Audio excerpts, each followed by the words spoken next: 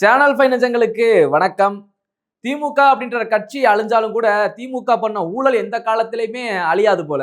ஏன்னா அவங்க பண்ணி வச்ச சம்பவங்கள் அந்த மாதிரி. ஏன்னா இப்ப சமீபத்துல தான் இந்த தனியார் பள்ளிகளினுடைய அந்த சங்க அந்த பொதுச் செயலாளர் இருப்பார் பாத்தீங்களா, நந்தகுமார் அவர் சொல்லியிருந்தாரு, திமுக ஆட்சியில ஒவ்வொரு தனியார் பள்ளிகள் சான்றிதழ் வாங்குறதா இருக்கட்டும், என்ஓசி வாங்குறதா இருக்கட்டும், மிகப்பெரிய அளவுல பணங்கள் கேட்டாங்க அப்படின்னு சொல்லி அவர் மிகப்பெரிய குற்றச்சாட்டை வெளியே வைக்கிறாரு. சாதாரண லெவல்ல வைக்கலங்க, அமைச்சர் வரைக்கும் வைக்கிறாரு. அமைச்சர் வரைக்கும் வாங்கியிருக்காங்க அப்படின்னு சொல்லி ஒரு குற்றச்சாட்டை வைக்கிறாரு. அப்போ அந்த திமுக ஆட்சியில பள்ளி கல்வித்துறை அமைச்சரா இருந்தது யாருன்னு பாத்தீங்கன்னா, எல்லாருக்குமே தெரியும், அன்பில் மகேஷ் பொய்யாமொழி அவர்கள் தான். இப்படி ஒரு குற்றச்சாட்டை வச்சுட்டாரு. இவர் தனிநபர் வச்சுட்டு போயிட்டாரு. சரி, வாய்க்கு வந்ததை பேசிட்டு போயிட்டாரு. எல்லாரும் வந்து கம்ப்ளைண்ட் கொடுப்பாங்களா அப்படின்னு எல்லாமே எதிர்பார்த்துட்டு இருந்த சூழ்நிலையில கொடுத்துட்டாங்க. கிட்டத்தட்ட 59 தனியார் பள்ளிகளை சேர்ந்தவங்க இன்னைக்கு கம்ப்ளைண்ட் கொடுத்திருக்காங்க, எங்க கிட்ட பணம் கேட்டாங்க அப்படின்னு சொல்லிட்டு. உடனடியாக காவல்துறை இப்ப என்ன பண்ணிருக்காங்க அப்படின்னு பாத்தீங்கன்னா, பிடி அரசகுமார் என்ற திமுக பிரமுகரும் முன்னாள் இந்த பெற்றோர் ஆசிரியர் கழகம் பாத்தீங்களா, அதனுடைய முன்னாள் துணைத் தலைவருமான பிடி அரசகுமார் இப்ப கைது செய்யப்பட்டு சிறையில் அடைக்கப்பட்டிருக்காரு. மத்திய காவல்துறை தான் வந்து அவங்களை கைது பண்ணி அரெஸ்ட் பண்ணி உள்ள வச்சிருக்காங்க. இப்ப அவர் உள்ள இருக்காரு. அவருடைய கூட்டு களவாணிகள் யார் யாரு, அவரோட சேர்ந்து இதை பண்ணது யாருன்னு சொல்லி அதையும் தேடிக்கிட்டு இருக்காங்க. அதுல முத்துக்குமார் அப்படின்ற ஒரு பேர் கூட அடிபடுது. அவர் தான் தேடிட்டு இருக்காங்க.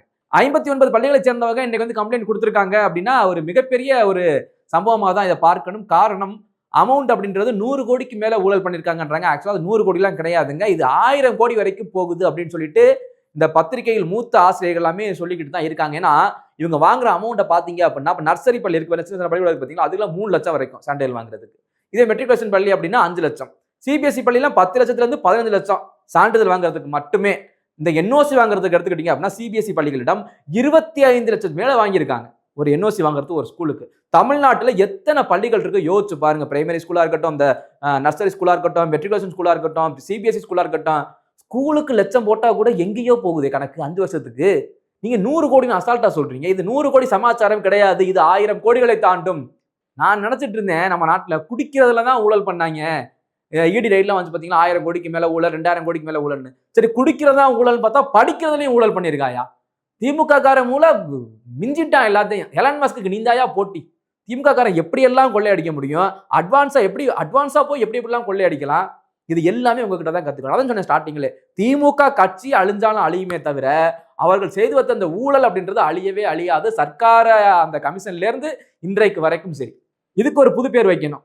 இந்த பிடி அரசகுமார் கைது பண்ணியிருக்காரு பாத்தீங்களா, இவர் மூலமா யார் யார் லிங்க் பிடிச்சி யார் யார் மாற்றுறாங்க அப்படின்னு. ஆனா முக்கிய புள்ளிகள் மாட்ட போறது கிடையாது. ஏனென்றால் முக்கிய புள்ளிகளை யாராவது காட்டி கொடுக்கிறார்கள் என்றால் அவர்களுக்கு உடனே நினைவுக்கு வரது யார் தெரியுமா? சாதிக் பாட்சா, அண்ணா நகர் ரமேஷ், அப்புறம் அண்ணாமலை பல்கலைக்கழகத்துல உதயகுமார்ன்ற மாணவர்கள். பெத்த தாய் தகப்பனே வந்து எங்க பிள்ளை இல்லை அப்படின்னு சொல்லக்கூடிய ஒரு அவல நிலை தான் நம்ம தமிழ்நாட்டில் நடந்தது. இதெல்லாம் ஞாபகத்துக்கு ஒரு காட்டி கொடுக்கிறவங்களுக்கு. ஆனால் இந்த முறை ஒரு புதிய ஆட்சி வந்திருக்கு அப்படின்னா 59 பள்ளிகள்ல இருந்து கம்ப்ளைண்ட் கொடுத்துட்டாங்க. ஆமாங்க, என்கிட்ட காசு கேட்டாங்க தான், நாங்க கொடுத்தோம், அவங்க ஓப்பனா சொல்லிட்டு போயிட்டாங்க. ஆனால் இதற்கிடையில சம்பவம் நடந்திருக்கு. என்னன்னா, இந்த காசு வாங்கினா பாத்தீங்களா, அவன் தனியார் பள்ளிகளை போயிட்டு தாளர்களை மிரட்டி இருக்கான்.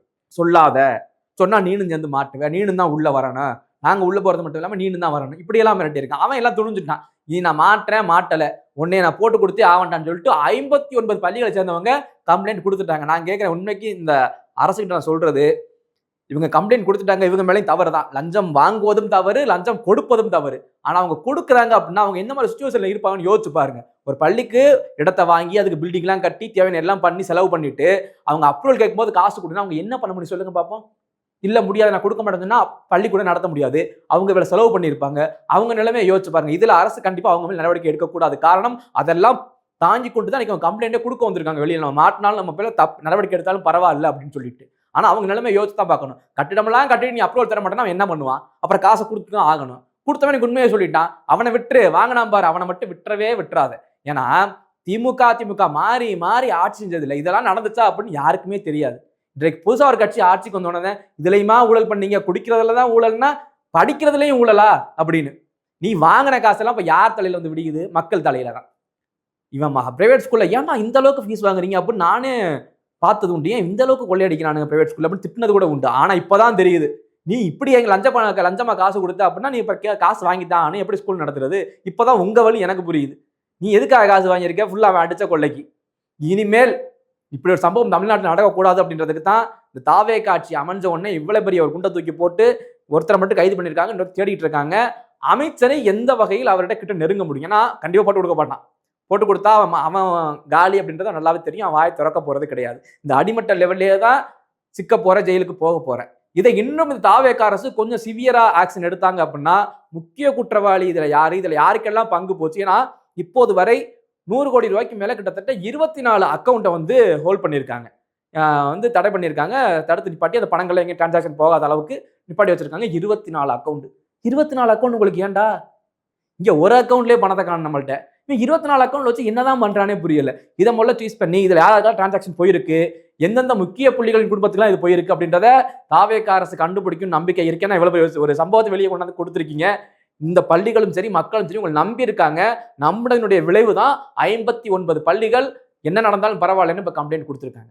இதுல குறிப்பா நந்தகுமார் அவர்கள் சொன்னது முக்கியமான கருத்து. வருடத்திற்கு 400 கோடி வரைக்கும் லஞ்சம் வாங்கியிருக்காங்க. யோசிச்சு பாருங்க, வருஷத்துக்கு 400 கோடினா 5 வருஷத்துக்கு எப்பா 2000 கோடி போகுது. இதை நீங்க 100 கோடி 150 கோடின்றீங்க ஊழல்னு. 2000 கோடிக்கு மேல லஞ்சம் வாங்கியிருக்கான். இப்ப இந்த பள்ளி கல்வியில் இந்த மாதிரியான தனியார் பள்ளிகளிடம் லைசன்ஸ் கொடுக்கறது, என்ஓசி வாங்குறது, இதுக்கு மட்டுமே. இதுல குறிப்பாக ஸ்ரீதர் வேம்பு எல்லாருக்குமே தெரியும், சோகோ நிறுவனத்தினுடைய அந்த நிறுவனர். அவர் சொல்றாரு, நான் வந்து எந்த ஒரு பணமும் வாங்காம இலவசமா கல்வி கொடுத்துட்டு இருந்தேன். அந்த பள்ளிக்கே என்கிட்ட பெரும் தொகை கேட்டார்கள் திமுக ஆட்சியில் அப்படின்னு சொல்லி அவரு கம்ப்ளைண்ட் கொடுத்திருக்காரு. ஏண்டா நீ கொடுக்கவும் விட மாட்ட, கொடுக்கிறவனையும் கொடுக்க விட மாட்டேன். இந்த அந்த மனுஷ ஏழைப்பட்ட பிள்ளைகளுக்கு கல்வி இலவசமா கொடுக்குறாரு. அதுல கூட நீ லஞ்சம் வாங்குறேன்னா அந்த லஞ்ச பணம் இதோட அசிங்கமா எப்படி சொல்றது தெரியல. நான் எதுல கடந்தா எடுத்துட்டுருவீங்களாடா? எதுலயே தான் திங்கிறீங்க, தொலைங்கன்னு விட்டாச்சு. படிக்கிற படிப்பு அந்த மனுஷன் பள்ளிக்கூடம் இலவசமா நடத்தி பிள்ளைகளுக்கு சொல்லிக் கொடுப்போம் அப்படின்னா அதுலயும் லஞ்சம்.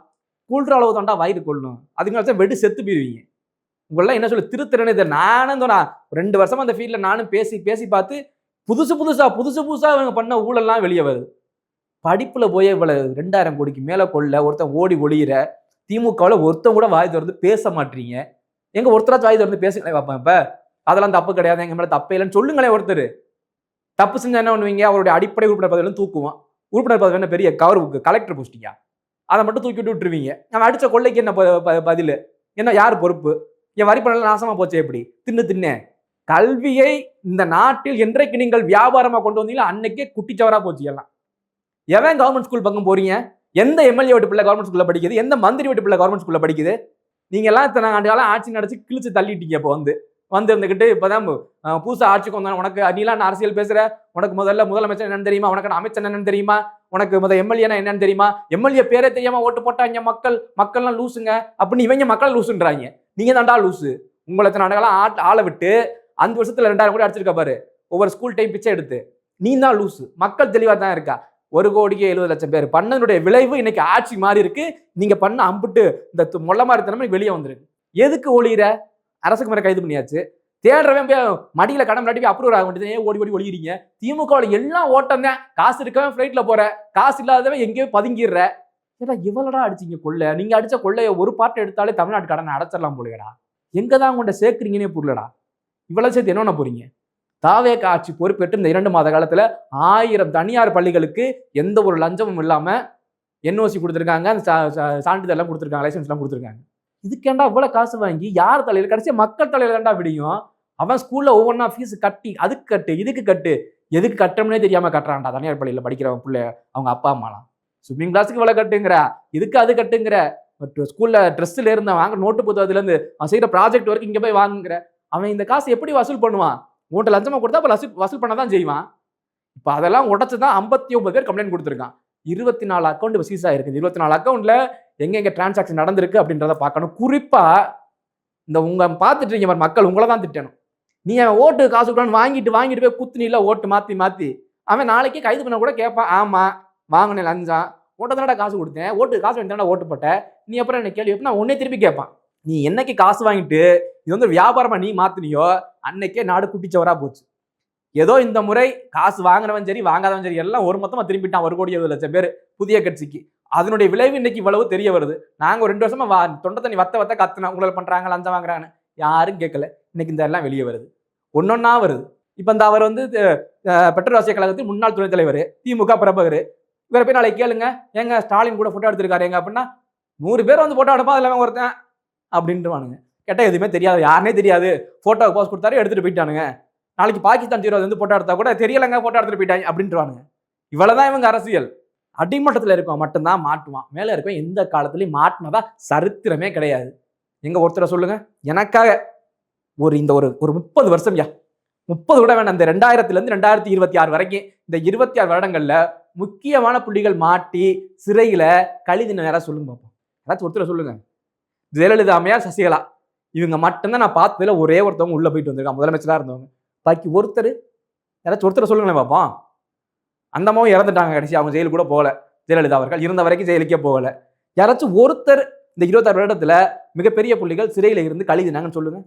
எல்லாம் அடிக்கிறவங்க கொள்ள காசு இருக்கு, சட்டத்துல ஓட்டை இருக்கு, அவங்க எல்லாம் அசால்ட்டா குதிச்சு வெளியே வந்துடுறான். 2Gன்னு ஒரு 2Gல ஊழல் பண்ண முடியுமான்னு யாருக்கு தெரியாது. அதுல ஊழல் பண்ணதா சொல்லி உள்ள போயிட்டு இந்த வெளியே வந்த ஆட்களும் இருக்காங்க, இன்றைக்கு எம்பியா கூட இருக்காங்க.